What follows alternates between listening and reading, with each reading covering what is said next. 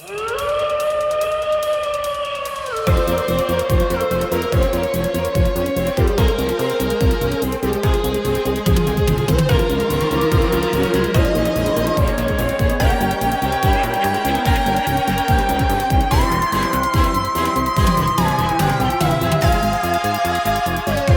folks, welcome to a Jeff and Axe horror show. My name is Jeff. Over there's my partner Axe. How you doing, Axe? I'm pretty good. We got quite a bit to talk about on this episode, and we don't usually do this early in the episode to let people know what our features are going to be this week, but we might as well tell them the theme. We're going to be sending in the clowns, if you know what I mean, Axe. How do you feel about clowns?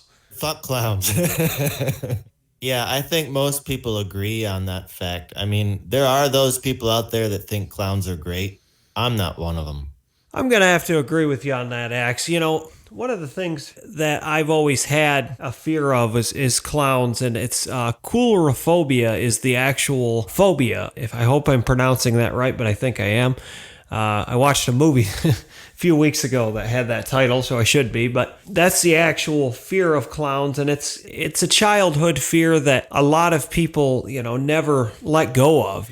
I just have always had that fear. I remember my grandpa was a Shriner. He was part of the Shrine Circus, so I would always be around that environment, and I remember just going to the circuses and stuff and just being terrified of the clowns. And, these are clowns that are, obviously supposed to be friendly clowns, and there's just something about when somebody puts on, grease paint and you just don't know what's under there.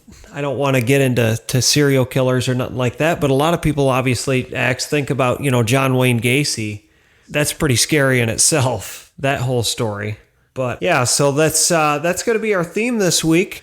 Our two feature films this week, Axe, are from 1990, officially 1990. I think it was released in 90 and filmed in 89. One of the most controversial films of all time. It's Clownhouse, and we'll get to why it's so controversial a little bit later when we talk about it. But interesting film there, and also from I believe 2017, if I'm not mistaken.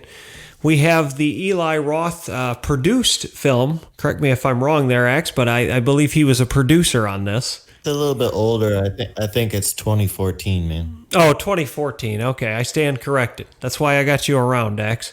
But anyways, 2014, the movie Clown. But before that, we got some more clowny shit to talk about, Axe, and... Before I start talking about those things, I want to kind of talk about this first film that I watched, Axe, was based on a true story, and I believe it was 2013 to 2014. It wasn't really just the United States, it was all around the world, actually, but, it happened right here at home. There was a clown panic. People were freaked out about clowns because they were actually seeing clowns in everyday life. And, you'd go to a grocery store or something and a clown would be in the fucking parking lot and would follow you out, with your shopping cart. Just all kinds of clown sightings. They were just absolutely everywhere. I was in the haunted house industry for quite a while, and it really directly affected the haunted house industry also because, people were more afraid of clowns even than they ever had been because you had these people that were actually taking it to an extreme, and it got to a point where, there was actual laws written about it that, you just can't wear a clown suit. A lot of crazy stuff and a lot of clown sightings. And one of the most famous clown sightings was... in a city called Wasco, California. The legend of the Wasco Clown was one of the most famous ones, and he would appear, in people's pictures in the background and at random times, So that kind of brings me to the first movie that I was able to watch, Axe, and it's called The Legend of Wasco. It's from 2015. This story is kind of about these two guys. It's the guy and his brother-in-law. On the side, he's a clown, a child's entertaining clown, And the brother-in-law kind of takes advantage of him and says, hey, we have this legend of the Wasco clown, and we could go make some money because your clown suit happens to look exactly like the Wasco suit. So they go out and, they start taking pictures and everything goes viral and everything, but everything kind of spirals out of control, as they actually by doing the pictures, they resurrect the actual Wasco clown, and he doesn't come back alone. He comes back with some buddies, and they have a real cool resurrection scene in this act where they're coming out of a lake, and, he's donning them with weapons, and it's just it's a pretty cool sequence, but overall, this movie is not by any means spectacular, but it has its moments. It's a real cheesy kind of indie flick that's based on a true story, but you know how I am, Max. When it's based on a true story,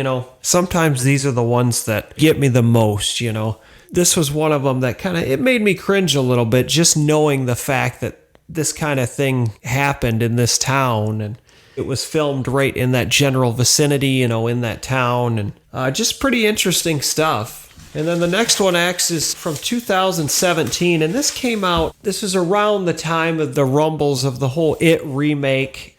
This kind of has that rip-off feel to it. You can kind of sense that. And one thing I will say about the clown genre of movies, X, is that there's a lot of copying and recopying of the genre.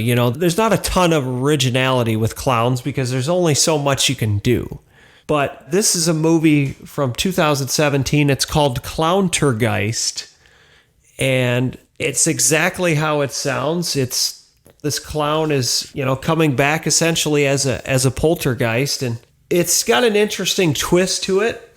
I don't normally spoil things, but I'll say this, and if you don't want me to spoil this for you, then you can just skip the next 30 seconds and then, move on. But what ends up happening is the clown is kind of controlled by this girl's boss, who she's kind of skeptical of the whole film, something's kind of off about this guy, But it's pretty interesting, for what it is. It's a clown paranormal film, but they're just really ripping off of it. I wouldn't even say just with the capitalizing on the remake so much. It was just, there's hints of the original in it too. It's just that there's not a lot of originality here, is what I'm trying to say, Axe. Not spectacular, but okay nonetheless. And another movie I watched, Axe, was from 2007. This is a movie that actually has a pretty decent cast in it. There's first of all, Morgan Spurlock is in this. And for those people who don't who Morgan Spurlock is, he is the creator of the movie Super Size Me. And he's actually done some, decent film work as an actor. He was in this, and this is a movie called Drive Thru, ironically enough, about this clown mascot named Horny the Clown. If you used to play PlayStation, he reminds me of the clown from the Twisted Metal video games. So this film is about this clown that kind of goes on a killing spree at this fast food joint, that he's a mascot of, and kind of through this town. And it's it's a decent slasher, but there's not a whole lot to talk about. I think that I remember seeing this. This is one of those films, Acts, that back like probably 10 years ago, or even a little before that, MTV and VH1, those type of channels would show like horror movies every once in a while, and I would catch this on like MTV sometimes. This is one of those, like, it was almost like a made-for-TV movie, but I think, I could be wrong, but MTV could have like a hint in the producing or something of this film, but it kind of seems like that. The last one I got for you, Axe, is a movie from 1988. It's a movie called Ghost House.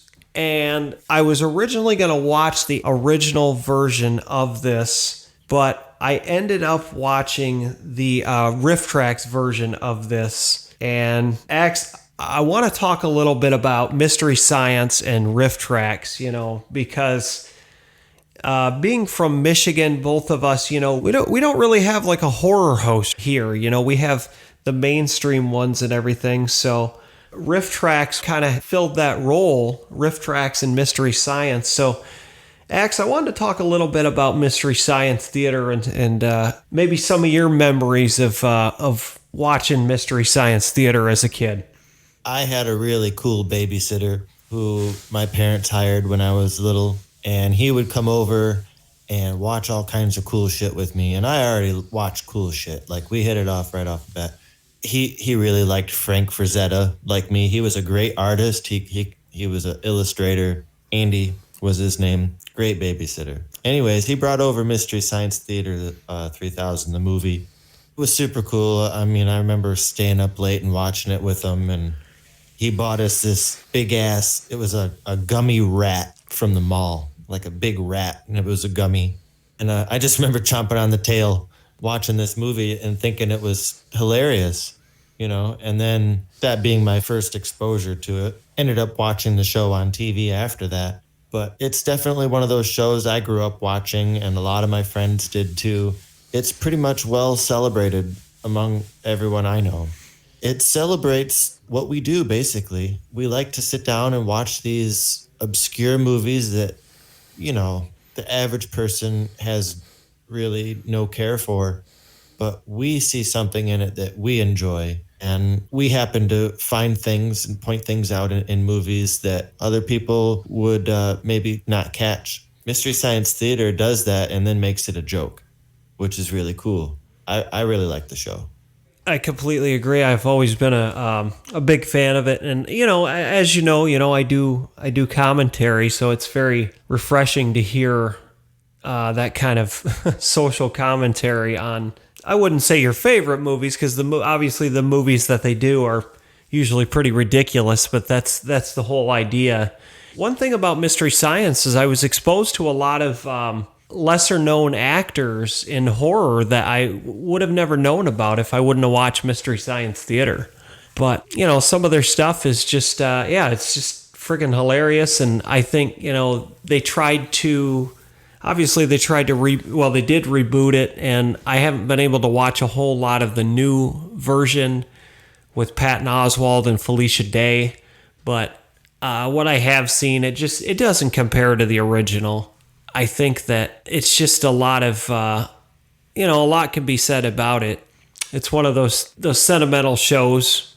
It's definitely a treasure, and there's been some really good episodes. And this one was from 1988, and this was Ghost House. The story is kind of about these radio people. This guy, he has his own radio show in Boston. And he's living with his girlfriend, and they're hearing these crazy things over the radio. And there was an accident, 20 years before, not an accident, but a murder 20 years before. And this girl has this like clown doll. So, it kind of ties into our theme this week, but she has this clown doll that is kind of quote unquote pulling the strings, and this real demonic girl, and she ends up killing her parents and at the beginning of the film. And it's just a pretty interesting film, and the commentary is just absolutely spot on. But yeah, the Mystery Science, there's been a lot of good episodes. I remember watching the Soul Taker episode with it's an old Robert Zadar movie, even before his days in Maniac Cop. And me and my buddies, we always would watch Manos, that Hand of Fate. That's a really good one. But, I kind of wanted to talk about the doll for a second.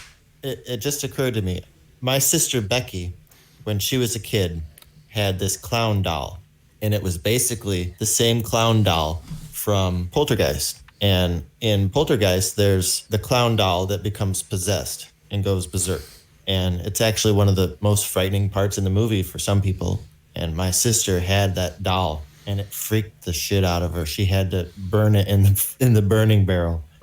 And, so it definitely, clowns, if they scare you, they really fucking scare you, And if they don't at all. It's one of those, you're either completely terrified or you don't even care.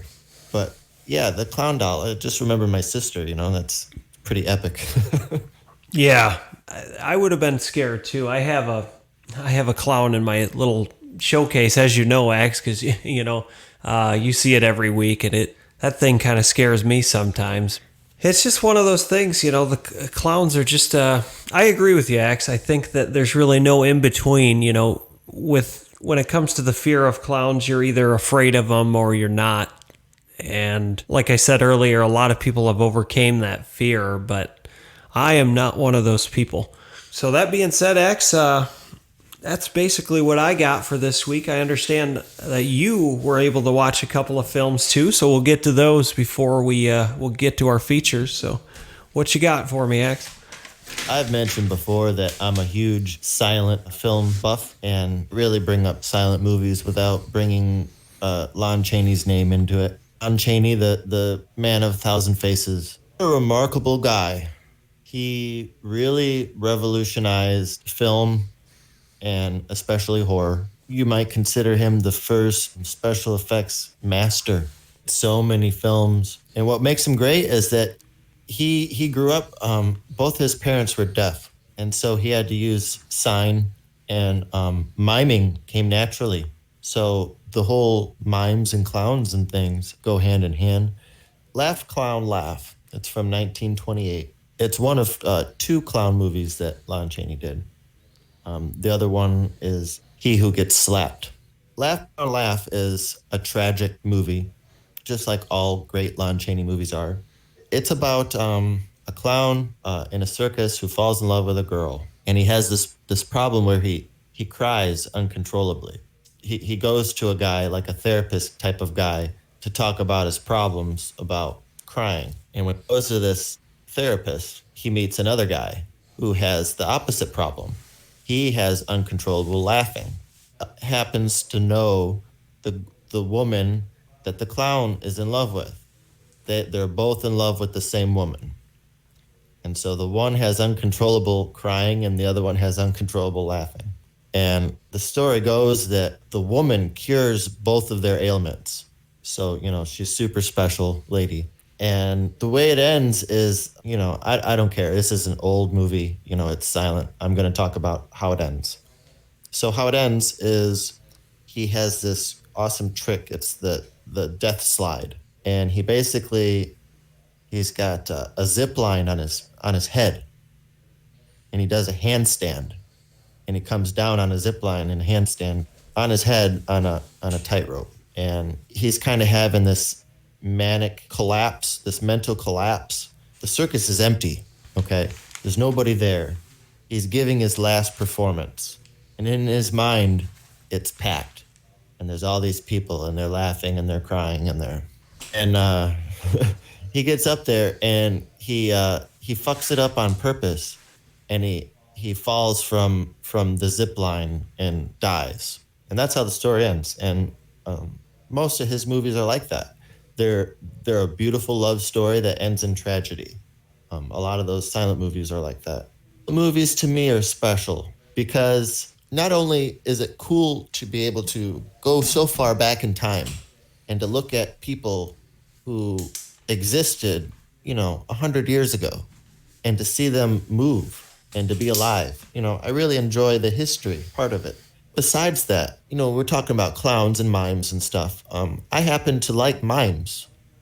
Not so much clowns, but I like mimes. Street performing mimes, because they're able to project all these different emotions without saying anything. And when you watch these old silent movies, they have to act in a way that is so over the top, dramatic, that you understand what they're feeling, what they're saying, without being able to hear anything. And that's an art all in its own that people today don't even have to worry about tackling, although still deaf people. So it's one of those things where it's beautiful to watch these performances in these old films, because it reach everybody that could watch it, even the deaf people.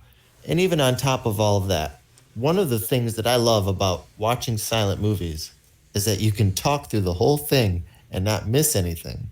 I don't drink very often, but occasionally I like to get some wine and get some people over and watch a silent movie, because you can put it on and everybody's talking and having a good time, but yet you're still watching a movie. I think that's kind of cool. That's me personally, though. A lot of people hate silent movies. A lot of people don't have the patience to sit through, a movie that doesn't have talking in it. But, I'm also a musician, and one of the cool things about silent movies is that they tend to really have great scores put to them. So you got this great background music if you want it, or you could just mute it. It doesn't matter. So yeah, Laugh Clown Laugh is a really great Lon Chaney movie. It's not my favorite of his, but out of the clown ones, it's great. So the other movie I watched is from 1988, and it's a well-known film. It's called Killer Clowns from Outer Space. It's directed by Steven Chiodo. It's a cult classic. It's another one of these movies that, our listeners know it, or they should, for real. If you haven't seen Killer Clowns from Outer Space, go out and watch it, please. It's awesome because it's maybe a little bit more sci-fi than a straight-on horror film, and it's not a gory film at all. It's very surreal, but it's got all this comedy. I remember the first time I saw this movie when I was a kid. I was probably 9 the first time I saw this. It was on TV. And I was at my grandma's house with my cousins, and we watched it and thought it was awesome. You really love these clowns in this movie, even though they're evil. You love them. They're silly. I love the gun that turns them into cotton candy, I'm not actually that big of a cotton candy fan, to be honest, but carnival food is great. But anyway, this film has a quirkiness to it. It's got this charm. It keeps you wrapped up in it the whole time. It never drags on. It's got awesome pace. I think my favorite scene is in the bathroom with the hamper, with the clown on the long necks that come out of the hamper. Those things are cool. They did really great special effects for those. There's really no gore in this movie or anything like that. It's people die, but it keeps that childlike feel to it, to where even a kid could watch it. That's what I got for this week. That's pretty good picks, X. And as far as Killer Clowns from Outer Space, this is a movie that I used to watch quite a bit, and I still do. It's fairly low budget. If I'm not mistaken, the budget's not much over $1 million or $2 million. But for what they were able to do with the circus tents and the really crazy elaborate, clown costumes and just really cool stuff overall, this is a fun film. One thing I really do like in this, and of course they're in a lot of horror films because they're a part of our everyday life, but I love the guy that plays the cop in this. Mooney is the last name in the movie. He's just hilarious. And, obviously he ends up getting his comeuppance in this. But he's just really he just reminds me, of it seems like you always have the smart cop and you have the bumbling idiot, and he's the bumbling idiot in this movie. And it's pretty entertaining. The whole pizza delivery scene and just so many iconic things in Killer Clowns from Outer Space, and just one of those movies that, like you said, you could really pick up and watch anytime. And, for those people that say that this is technically not a horror film, Max, I don't agree with that. I would still consider this a horror film. It certainly has its sci-fi elements, but it's a horror sci-fi film, in my opinion. In hand, Alien. Is it sci-fi or is it horror? Well, it's both, obviously. Exactly. And we could devote a whole episode to that. And then, of course, those people that are, and I know you're all out there, all you people that are Jaws fans, I don't even want to hear that shit. I don't even want to hear, is Jaws a horror film or is it not a horror? We're not even going to get into that, X, but, because that opens a whole can of worms. But, That's one bad hat, Harry. Right. Anyways, yeah, Killer Clowns from Outer Space. Actually, the Chiodos brothers, they did their own, not just stunts, but they really came up with their own props and everything for this movie. Their, special effects and stuff. And they were just so creative with a lot of this stuff. And just a really well-written script and a film that a lot of people, even if you're not a horror fan, have definitely watched over the years. But pretty good stuff there, X. I feel a little guilty, but I don't think I've seen Laugh Clown Laugh, but I'm going to definitely have to check it out now. And because myself, X, I am a fan of silent films, as you and I both are. But like you said, they're not for everybody. But I think we'll get to our features. As always, X, we'll start in chronological order. This film is from 1990 officially, I believe, but I keep wanting to call it 89, 90, somewhere in there. And it's the movie Clownhouse.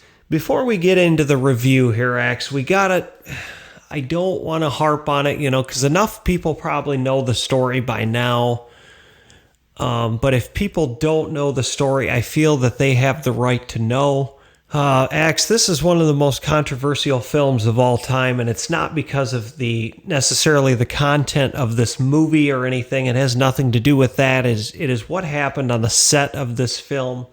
The director, Victor Salva, who is known for directing the Jeepers Creepers film, he directed There's Something in the Basement, and the Powder, different films like that.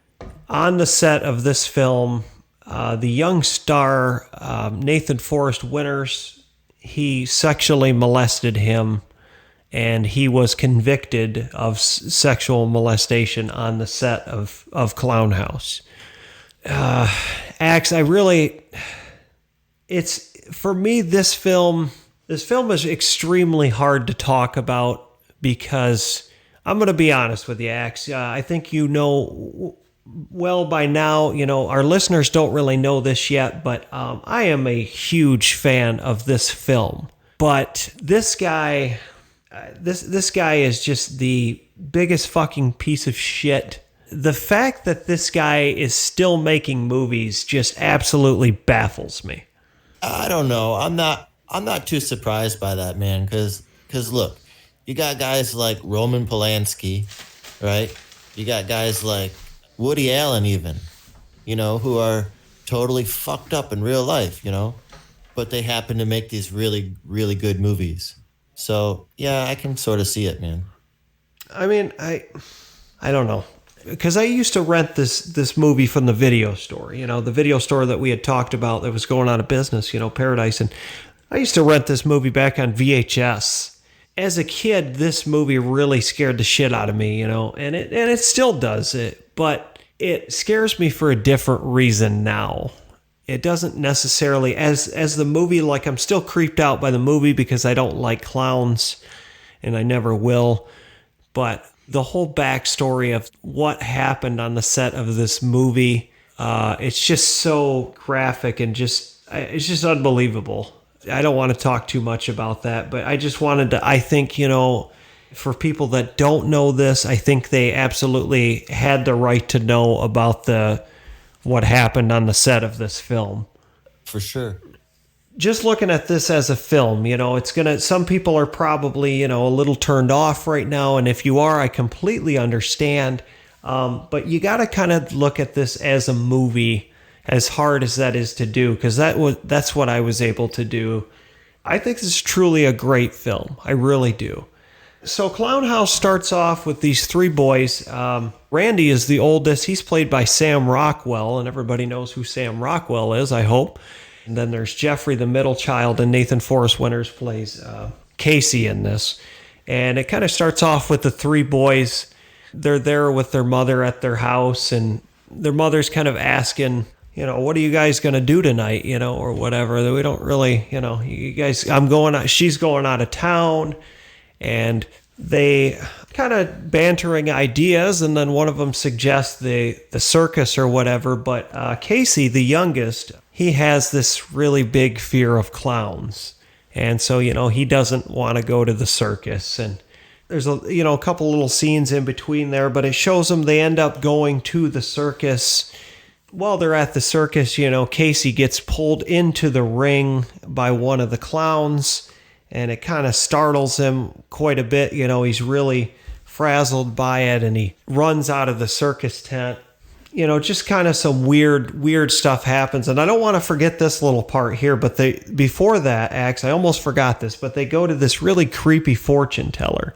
For the longest time, all respect to to all of our transgender listeners, because I am all about the LGBT community, absolutely, and I'm, myself. But I did not know if this person was a guy or a girl. I'm going to be honest with you, Axe, for the longest time.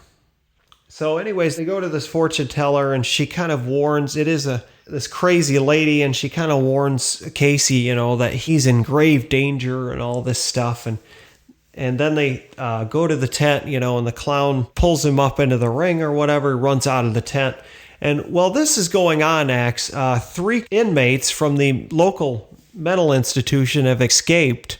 And some of the real creepy scenes in this, Axe, are really at the beginning of this film, where they're, Casey's hanging out with Jeffrey at the carnival games. They're sitting there playing the carnival games, and you see the lunatics kind of looking in on the guy stretching the balloons and different stuff. There's just some really eerie moments at the beginning of this film.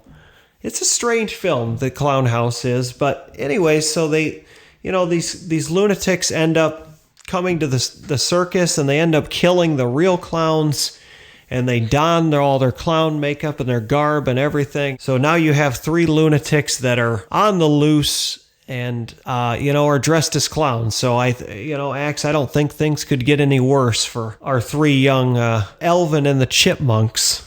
What did you think of Clownhouse, Axe? It has its moments. It's also, let's be real, it's a little bit strange, okay? We open up with all these boys in underwear, jerking off in the bathroom. It's pretty fucked up, So, yeah, there's that. But beyond that, okay, it is a horror movie.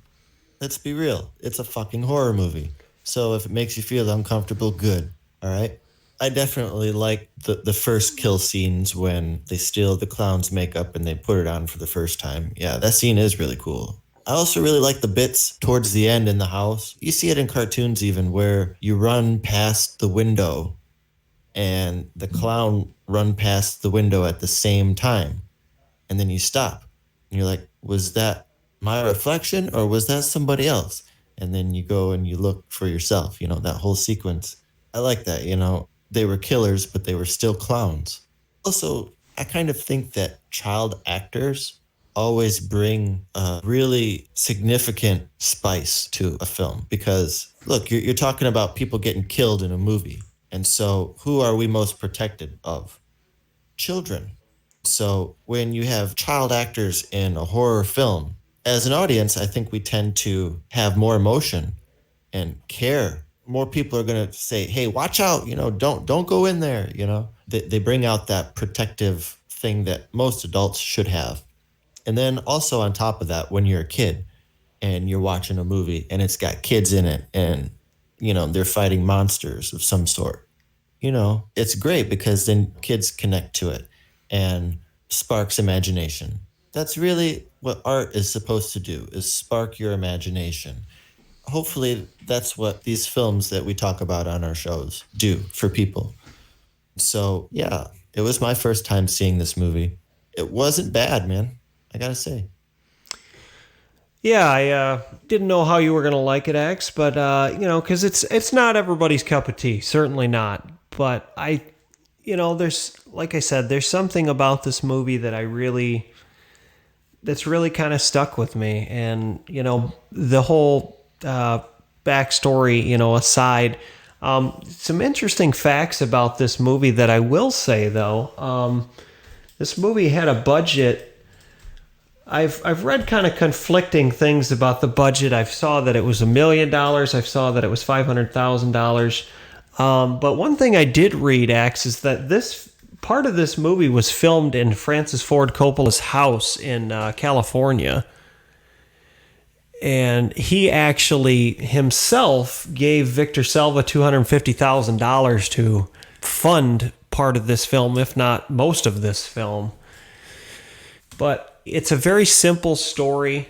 And to kind of bring up what you were just talking about with the young actors, and specifically the young actor in this, Nathan Forrest Winters, is you're really rooting for Casey in this movie. You're really, there's not a second that goes where you're like, I hope this kid, gets what's coming to him. You could tell he is the main character and he's who you're rooting for. And one thing about this film is I think Sam Rockwell does a really good job as Randy in this film. I think he's a fucking prick. Like, I'm just gonna say it. He acts like a jerk in this film. He's a dick to both of his brothers. For that acts, he meets his demise. Yeah, but man, the whole scene where he holds his brother's hand, man, that's pretty touching. I thought, like that was one of those scenes that really stood out to me. Well, see, and that's where he kind of redeems himself, a little bit. But at the same time, right after that acts, you remember that Jeffrey had pulled the prank on Randy with the dummy in the yard. And Randy was just super pissed and wanted to kill Jeffrey for it. Then again, if somebody pulled that kind of prank on me, I'd probably be pretty pissed too. So he was a dick when he needed to be. Let's say that, X, and pretty sentimental, when he needed to be, and empathetic on certain occasions. But I think it's a well put together film. It's a really easy film to get through. It's so easy to follow. It's not one of those films that if you get your attention away for a second, that you're gonna be lost in the story by any means. Because the story is pretty simple. Lunatics are chasing these three kids who are home alone.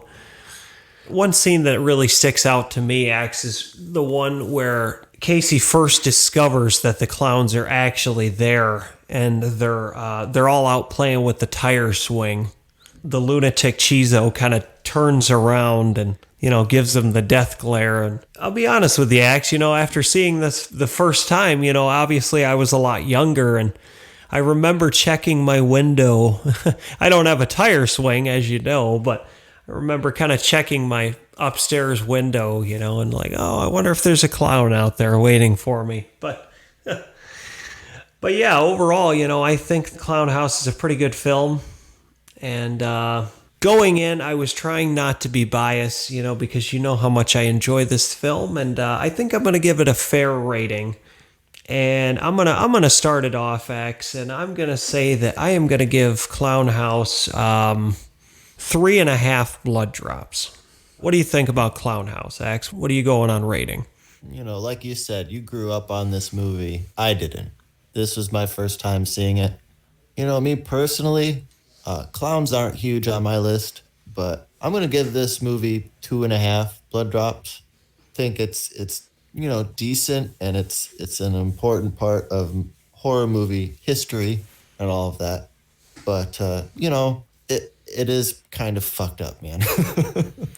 Yeah, the story itself is just it's just hard. It's hard to when you hear what actually happened. It's tough. If you look at it as a movie, as hard as that is, it's not a terrible film by any means. Absolutely not. And one other thing I wanted to say about it, Axe, before we talk about our other feature, is one thing that has always bothered me about this film. I've said it before on the podcast that sometimes it doesn't bother me, but in this film it does. There is hardly any gore in this film whatsoever. There's a couple little sequences where there's some gore, but it's just really minimal. And I know you noticed that. Yeah, it's one of those things where it's right on the borderline of what you would consider a slasher movie, even though it's clowns. There's the scene with the axe at the end, with the kid with the axe in the back. But there's hardly any blood there at all. So yeah, that's always a problem. When you're a horror fan, that's what we like. That's what we want to see. And you know what?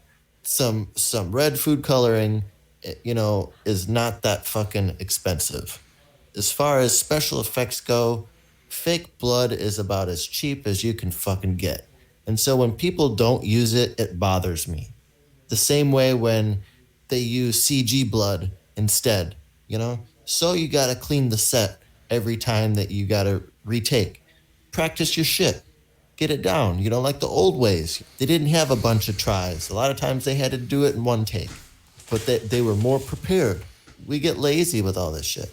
But anyways, like I said, you gotta have fucking blood, man. Oh yeah, yeah, absolutely. This type of movie, specifically, but horror in general. I mean, it's. I'm not saying every movie has to be a splatter fest, but you got to have something. Yeah, so that's definitely one bitch that I have about this movie, and that I will always have. But Axe is going with a 2.5 blood drop rating for Clownhouse, 1990s Clownhouse, and I am going with a 3.5 blood drop rating. So, Axe, we got another film to talk about real quick here, and that is from 2014. And this film is produced by Eli Roth, but it is directed by John Watts. And it is the movie Clown.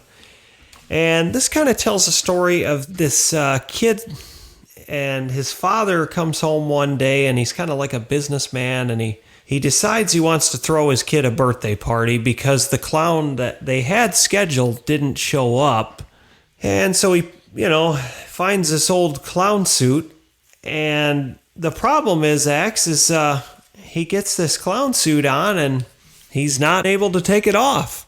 Really, at the beginning of this film, you don't see how severe this has got, because it really starts off kind of like he realizes that the suit is on too tight, and it's there. It could be just something in the creation of the suit. That's kind of what he thinks it is, and he tries to do some different things to get the suit off, and he also realizes that his hair is kind of dyed into a clown wig, and so he goes through this kind of metamorphosis where he's kind of trying to cover himself up and to blend into society with his normal job. This is an interesting film, Max. It's been a while since I've watched this. I have seen it before. Once this kind of starts to take over, it's a curse that is attached to this suit, this specific clown suit. And once it kind of takes over, this guy really, fucking goes off the deep end. What'd you think of Clown, Axe? I really fucking dig this movie. It has so many things about it that I'd love to talk about. One being, I don't know, the whole suitcase in the attic. I'm sorry, the chest, whatever it is, in the attic that he opens and he finds the suit, right? I don't know if I've ever seen that before. It sounds like a fairy tale kind of thing. And so the movie has this cool fairy tale vibe to it. It feels like it's a modern telling of an old story. So I like that. But on top of that, you mentioned the metamorphosis. To me, this movie has a strong resemblance to the remake of The Fly with Jeff Goldblum. Definitely. The transformation that he goes through is very similar, where he pulls his nose off, right? That's fucking brutal. It's like when Jeff Goldblum's The Fly and he's pulling his fingernails and shit off, It's the same kind of thing. It just brings that gut feeling of revulsion. Eli Roth is great for that. He is like expert on that. And I think the monster, when he's finally the demon at the end, it's a guy in a suit, but I happen to love those movies. I love guys in big monster suits. I just do. It's weird. You talk to some people and you look at some CG image and people are like, wow, that looks so real. And other people are like, no, that looks CG. And then you got a guy in a pretty elaborate suit. You're like, oh, that's a guy in a rubber suit. And, oh, that looks pretty fucking real to me, Everybody's divided on that. But I happen to like the old, rubber suit thing. Not to mention, as a demon, it looks so original. I've never seen another makeup even remotely like that, to be honest. It's got its own unique look. It doesn't look like anything else. And it's really good special effects. This whole movie, it's got this cool feel to it. Like when he's in the bathroom, I kind of feel like I'm having a bad acid trip, right? He's in the bathroom and he tries to blow his head off, right? And the blood is like clown paint, splatters like fucking clown paint. And it just seriously feels like a bad acid trip. It's almost got like a punk rock feel to it or something. I can't really put my finger on it, but from the first time I saw this movie, I was blown away. I'm really impressed by it. And I don't, like I said, I'm not really huge on clowns. And the fact that he's a clown that's not the scary part to me. And that's not actually the part that I like about the movie. It's the actual storyline, this evil suit, and it's coming out on the coattails of It, with the remake of It. And so you got this clown resurgence. And I think you mentioned that, the fear of clowns and movies about clowns and all of that. Stephen King hit it right on the head with Pennywise because it seems to resurface every so many years. We had the whole clown scare with It when it come out, but Clownhouse that we watched earlier was from 1990, and then Laugh Clown Laugh, is from 1928. And so you have these resurgences of clown movies. It happens to just be like Pennywise in the story of It. So this definitely is marketed, when it came out, they're marketing it because people are interested into clowns at that moment. So whatever, it's hopping on the bandwagon, I guess. But this movie did it in such a different way, such a unique way. It's nothing like It, and it's nothing like any of the other clown movies I've seen, and I just really enjoy it. Yeah, I think that out of the clown genre, this is the absolute most original film I think I've ever seen. Just the way the story was presented, and it definitely has that older, wise tale type of feel to it, that fairy tale. And it's a fun movie. It's a really fun movie to watch. A couple of scenes that really stuck out to me were the kids that are kind of harassing his son, and Kent, the guy's name in the film, the clown ends up, killing those kids for harassing his son, and pretty gruesome fashion too. And yeah, just really cool stuff. And another thing I wanted to talk about really quick was the last scene in the film was the whole, like, the glow in the dark where they're in the play area or the mini golf area or whatever, and it's just a really crazy, chaotic scene. And yeah, I really enjoyed this, Axe. This is a good film, and this is certainly a good representation of the clown subgenre of horror. I mean, Axe, you've watched this movie more than I have. So, as far as ratings, what are you going to give 2014's Clown? I'm having a hard time with this because, like I said, I'm kind of partial to this movie. I really dig it, but I think I'm going to give this one a 3.5. I'm leaning towards a 4, but I'm going to be conservative on it. I'll give it a 3.5. I think that's fair.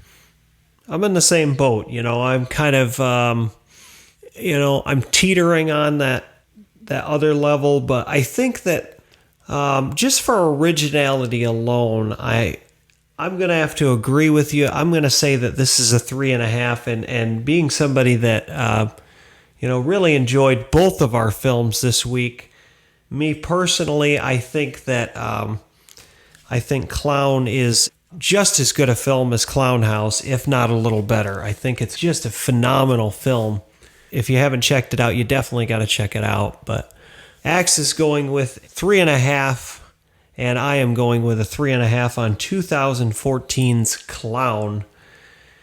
And he went with a 2.5 on 1990's Clownhouse, and I went with a 3.5. So that kind of wraps things up, folks, for this week. Thank you for listening to the Jeff and Axe Horror Show. I am Jeff. X. And we will catch you next time.